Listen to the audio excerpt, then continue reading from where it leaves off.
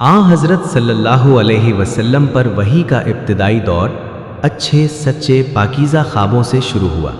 آپ خواب میں جو کچھ دیکھتے وہ صبح کی روشنی کی طرح صحیح اور سچا ثابت ہوتا۔ پھر من جانب قدرت آپ تنہائی پسند ہو گئے اور آپ صلی اللہ علیہ وسلم نے غار حرا میں خلوت نشینی اختیار فرمائی اور کئی دن اور رات وہاں مسلسل عبادت اور یاد الہی و ذکر و فکر میں مشغول رہتے۔ جب تک گھر آنے کو دل نہ چاہتا توشہ ہمراہ لیے ہوئے وہاں رہتے۔ توشہ ختم ہونے پر ہی اہلیہ محترمہ حضرت خدیجہ رضی اللہ عنہا کے پاس تشریف لاتے اور کچھ توشہ ہمراہ لے کر پھر وہاں جا کر خلوت گزی ہو جاتے۔ یہی طریقہ جاری رہا یہاں تک کہ آپ پر حق منکشف ہو گیا اور آپ غار حرا ہی میں قیام پذیر تھے کہ اچانک حضرت جبرائیل علیہ السلام آپ کے پاس حاضر ہوئے اور کہنے لگے کہ اے محمد پڑھو۔ آپ فرماتے ہیں کہ میں نے کہا کہ میں پڑھنا نہیں جانتا۔ آپ صلی اللہ علیہ وسلم فرماتے ہیں کہ فرشتے نے مجھے پکڑ کر اتنے زور سے بھینچا کہ میری طاقت جواب دے گئی، پھر مجھے چھوڑ کر کہا کہ پڑھو۔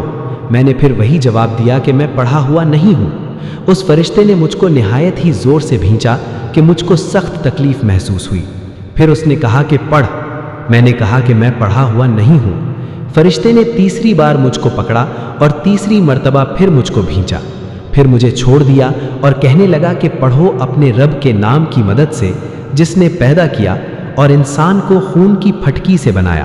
پڑھو اور آپ کا رب بہت ہی مہربانیاں کرنے والا ہے۔ بس یہی آیتیں آپ حضرت جبرائیل علیہ السلام سے سن کر اس حال میں غار حرا سے واپس ہوئے کہ آپ کا دل اس انوکھے واقعے سے کانپ رہا تھا۔ آپ حضرت خدیجہ کے ہاں تشریف لائے اور فرمایا کہ مجھے کمبل اڑھا دو، مجھے کمبل اڑھا دو۔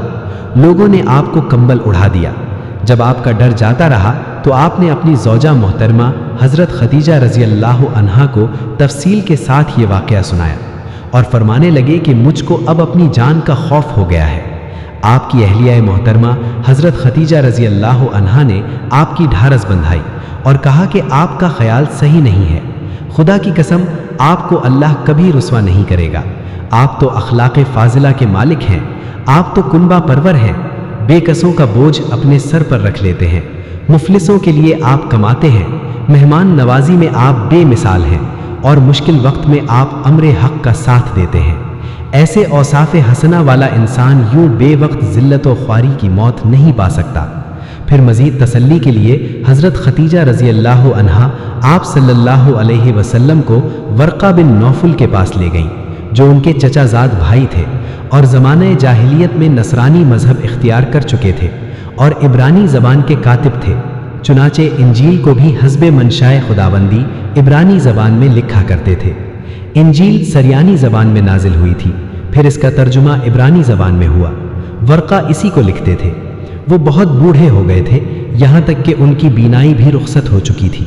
حضرت خدیجہ رضی اللہ عنہا نے ان کے سامنے آپ کے حالات بیان کیے اور کہا کہ اے چچا زاد بھائی، اپنے بھتیجے محمد صلی اللہ علیہ وسلم کی زبانی ذرا ان کی کیفیت سن لیجئے۔ وہ بولے کہ بھتیجے، آپ نے جو کچھ دیکھا ہے اس کی تفصیل سناؤ۔ چنانچہ آپ صلی اللہ علیہ وسلم نے از اول تا آخر پورا واقعہ سنایا، جسے سن کر ورقہ بے اختیار ہو کر بول اٹھے کہ یہ تو وہی ناموس معزز رازداں فرشتہ ہے جسے اللہ نے حضرت موسیٰ علیہ السلام پر وحی دے کر بھیجا تھا۔